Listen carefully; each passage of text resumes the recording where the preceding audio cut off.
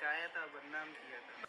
यहाँ 4 दिन पहले कुत्ता भौंकता है, नूरुल आफरीन, हाँ ये नाम था, शायद कोई सहाफ़ी है, तो डूब मरने का मकाम आपके लिए, फिर आप मर्द ही नहीं हो, आप ना मर्द हो। लेकिन उसने मेरे लिए स्पेशल वहाँ पे जो अल्फाज इस्तेमाल किए हैं कि जी ये जनाजा, तो अल्लाह करे आपके घर में सबके जनाजे निकल जाए। मैं बद्दुआ देती हूँ आपके कि आपके घर में सबके जनाजे निकले। मुझे वजह शर्त आपकी पता चली कि जब आपको कुट लगी थी, आपकी पिटाई हुई थी, अल्लाह रात के 12 बजे बाद लोग अल्लाह मुझे मार दिया, उफ हाय हाय लोग घुस आए, ये आपके अल्फाज थे। तो आपने तब भी ऐसी कोई हरकतें की थी कि लोगों ने आपको घर आके कूटा था। नूरुल आफरीन, आप मुझसे सॉरी कहें, जो अल्फाज आपने मेरे ऊपर कचरा उछाला है, गंदगी की है, उसकी माफ़ी मांगे। अस्सलाम नाज़रीन, इट्स मी उस्मा ताहिर। कैसे हैं आप लोग? ठीक है, उम्मीद करती हूँ बिल्कुल ठीक ठाक होंगे। अच्छा जी, काइंडली ये जो एक वीडियो है स्पेशली उन तमाम चैनल्स के नाम है, उन तमाम सोशल मीडिया पे जितने भी पेजेस चल रहे हैं उनके नाम है, जिनका बहुत लोग उनको फॉलो करते हैं, बड़े बड़े नाम आ जाते हैं। मैं किसी एक का नाम फोकस नहीं करूँगी।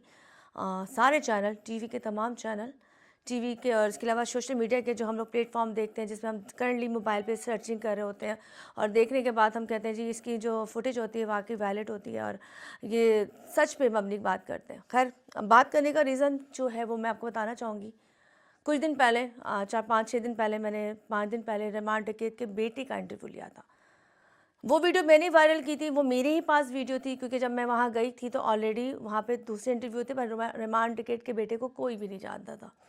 वो मुझे मिला पर्सनली, ऐसे अचानक से मिला। मैंने पूछा बेटा आप कौन हो?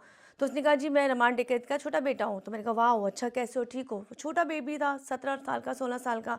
मैं उससे बात करती रही, मैंने वो रैंडम वीडियो भी बनाई। सबसे पहले वो आप रैंडम वीडियो देखें, उसके बाद ये बात करने का जो रीज़न है वो मैं आपको बताऊँगी कि मैं ये वीडियो क्यों बना रही हूँ और तमाम उन लोगों के लिए क्यों बना रही हूँ जिसको मैंने अभी फोकस करना है कि मैं क्या कहना चाहती हूँ। ज़रा एक सेकेंड, ज़रा आप क्या हो, क्या लगते हो इनके? तो कहने लगा मैं रहमान का बेटा हूँ।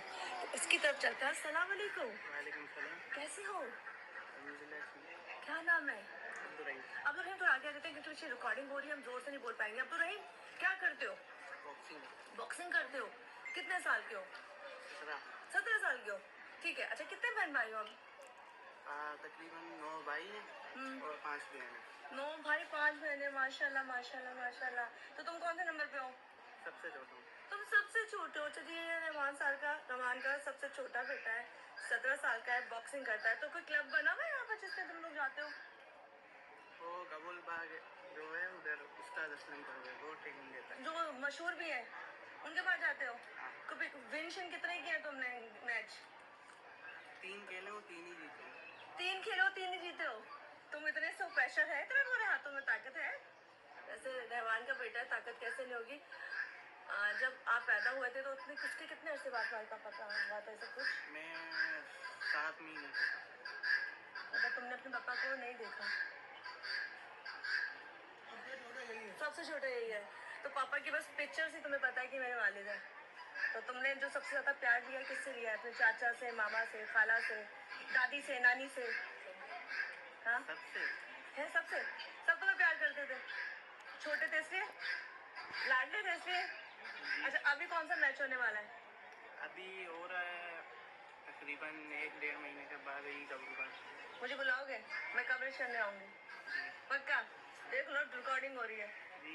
ठीक है। पढ़ते हो, पढ़ाई कर रहे हो या नहीं?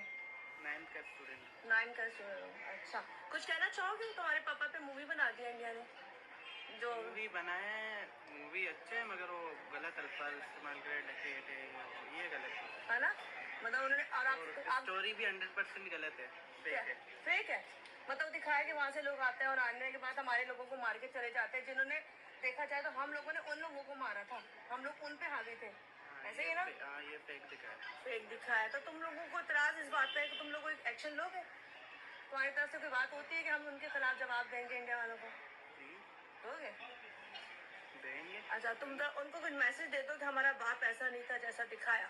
जैसे था नहीं, वो उसी दिखाया था, बदनाम किया था। बदनाम किया था, ऐसे ही है। तो यहाँ पे तुम लोगों की होती है, जैसे लोग आते हैं और अपने बयानात करते हैं, मसले अभी भी होती है, ऐसी कचेरियाँ होती हैं यहाँ पर? जी वो फतेह भाई काउंसलर है, वो देखते, फतेह भाई देखते सब कुछ। और जैसे तुम सरदार जो तुम्हारे जैसे दादा थे, सब भी ये सबसे छोटा बेटा है इनका? ये सबसे छोटा बेटा है। हाँ। हम जिस टाइम आते थे ये बहुत छोटे से होते थे। अभी मैंने पूछा, अभी पता लगा, मुझे बताया कि रहमान भाई का बेटा है। मैं हैरान होगी, मैंने कहा तुम कौन हो? कहता है मैं उनका उनका छोटा बेटा हो, तो मैं कहा सबसे पहला इंटरव्यू इसी का ले लेते हैं कि जी अभी बॉक्सिंग कर रहा है माशाल्लाह, 3 मैच खेले, तीनों दिन की है, तो कह रहा है मूवी बहुत गलत बनाई है, हम इस पर बात करेंगे। खैर चले जी, आप लोगों के लिए सरप्राइज था, रहमान के बेटे हमारे साथ मौजूद है, सबसे छोटा बेटा माशाल्लाह। ये लोग 9 भाई और 5 बहनें, लेकिन सबसे आखिरी पीस जो है मेरे पास है, जब इनके वालिद का इंतकाल हुआ तो ये 7 महीने का था। चलेंगे, बहुत शुक्रिया। अच्छा जी, ये दिखाने का पूरा रीज़न ये था कि ये वीडियो मैंने रैंडम बनाई थी। जब मैं वहाँ पहुँची थी तो ऑलरेडी मतलब वहाँ पे जियो वाले आए हुए थे, लेकिन उनको नहीं पता था ये इनका बेटा है।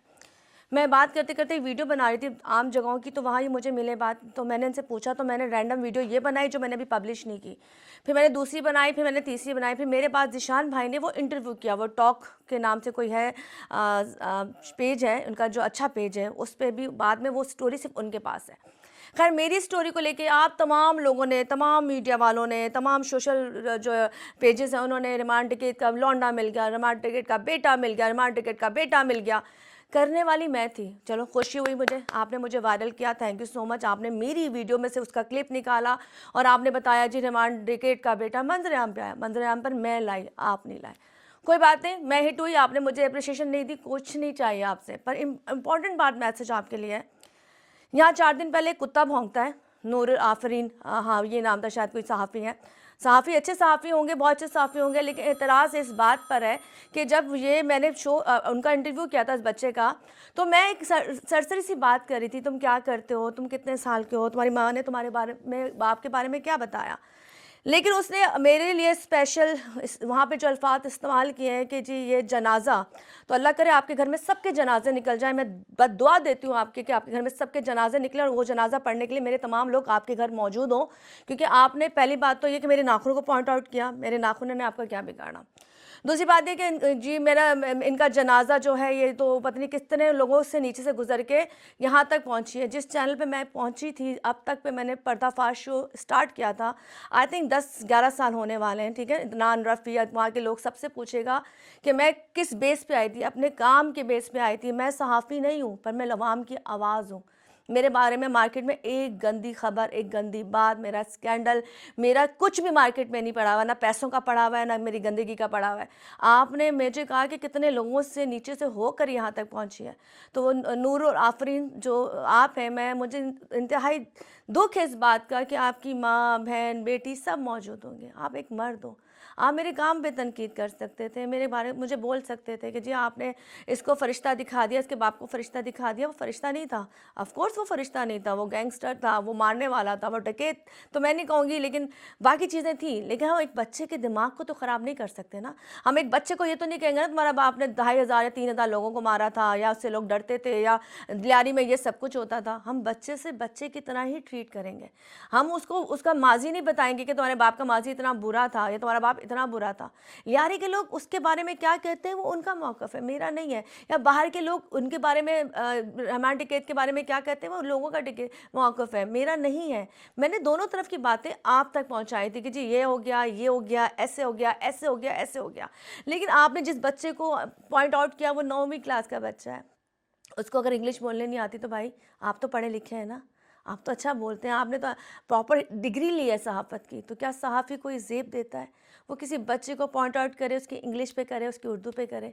फिर आपने यहाँ पे एक बात कही कि जी उन्होंने बोला, मुझे बोला कि आपकी अम्मी अब्बू शादियाँ करते थे तो उसमें तो आपकी अम्मियों का इजाफा होगा, और मुझे तो लगा कि कल वो कहेंगे जी उनकी पड़ोसन भी उनकी औरतें थी, अम्मियाँ थी। मतलब आपको ये ज़ेब देता है?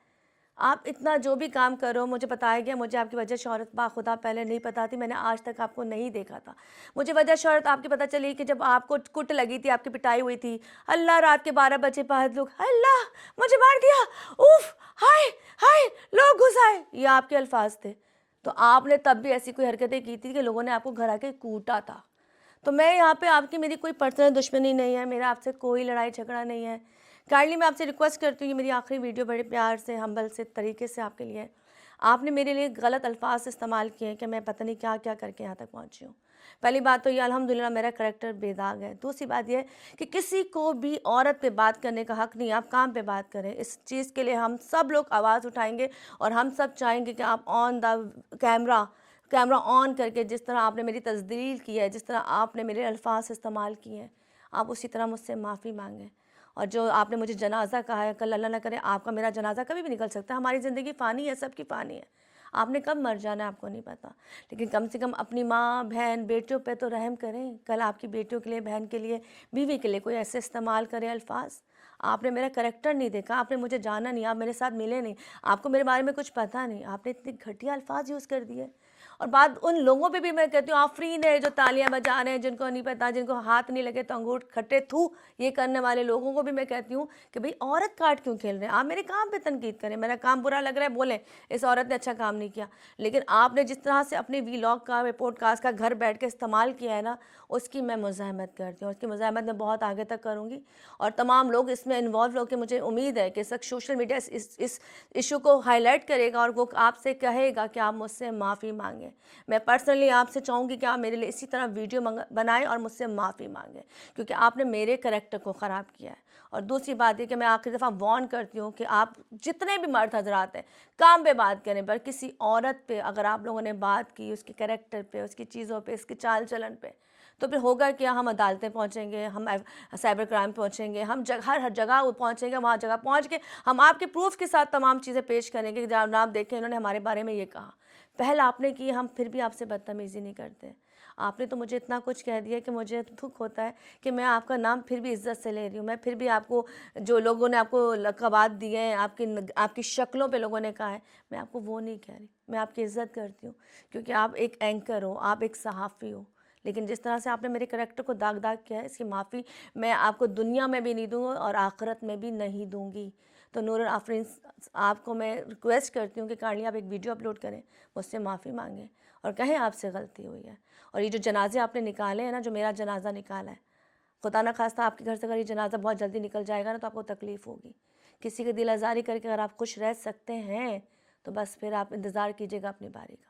लेकिन जब तक आप मुझसे माफ़ी नहीं मांगोगे, मैं इससे पीछे नहीं हटूँगी, चाहे आप कुछ भी समझो। अब चाहे इसमें मैं आऊँ, मेरे साथ मीडिया आए, लोग आए, मैं सबसे रिक्वेस्ट करती हूँ। बहुत से लोग हैं जो दूसरी चीज़ों को देख के वायरल कर रहे होते हैं, बोल रहे होते हैं, हमारे सहाफ़ी हैं, हमारे एक्टर हैं, जो बैठ के क्या ड्रामा टाइप की शूटें कर रहे होते हैं। तो खुदारा औरत के लिए बोलें, औरत की जहाँ जहाँ तज़लील होती है, जहाँ जहाँ उसके लिए गलत बात किए जाते हैं, उसके लिए आवाज़ उठाएं। आप गूंगे बहरे मत हो। जब हमारा मीडिया आवाज़ नहीं उठाएगा तो बाहर वाले क्या आवाज़ उठाएंगे। तो काइंडली आपसे रिक्वेस्ट है कि आप तमाम मिलकर इस वीडियो को वायरल कीजिए और इस कंटेंट को आगे बढ़ाइए। और मैं आपसे यही कहना चाहूँगी, नूर आफरीन, आप मुझसे सॉरी कहें। जो अल्फाज आपने मेरे ऊपर कचरा उछाला है, गंदगी की है, उसकी माफ़ी मांगें, क्योंकि मैं यही चाहती हूँ कि आप माफ़ी मांगोगे तो ही मैं आपको माफ़ करूँगी, अदरवाइज़ ये चीज़ ख़त्म नहीं हो सकती। खैर, उम्मीद करती हूँ ये वीडियो आप तक पहुँचेगी, हमारे लोग आप तक पहुँचाएंगे और आपको समझ में आएगी कि मुझ पे तनकीद करना कोई बात नहीं, मेरे करैक्टर पे तनकीद आपने की है।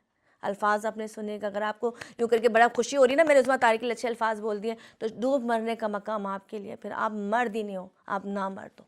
खैर, ख़त्म करते हैं इस वीडियो को। उम्मीद करते हैं कि आपकी तरफ से पॉजिटिव जवाब आएगा।